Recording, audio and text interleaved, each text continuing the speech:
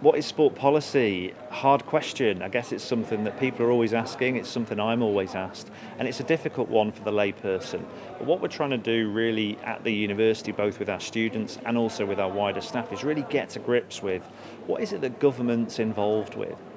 Manchester Metropolitan has a really exciting time ahead of it at the moment in terms of sport policy. We've just launched a sport policy unit led by Professor Jonathan Grix, one of the leading authorities on sport and mega events and wider sport and politics.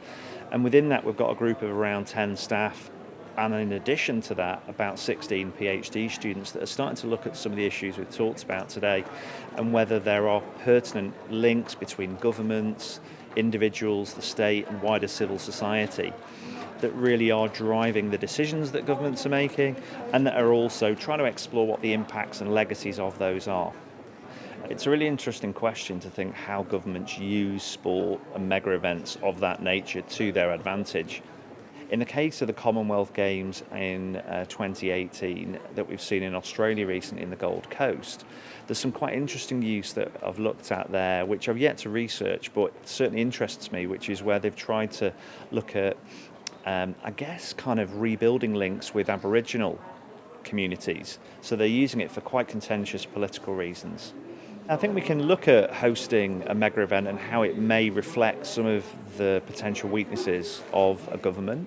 I think it may also reflect ideological foundations. In the case of the Commonwealth Games, we're starting to see now, I guess, some of the legacy from previous funding. So we've seen previous funding cuts go from, I think, London 2012, UK sport funded around 70% of sports that were taking part. The projection for Tokyo 2020 is actually under 50%, about 48%. So less sports are being funded, and that's very much who's delivering. Badminton's a great example. They currently have no funding, neither do fencing. And they had, they're mass participation sports. Badminton has around 3.5 million people taking part. And actually, if you look at the Commonwealth Games, they have delivered medals.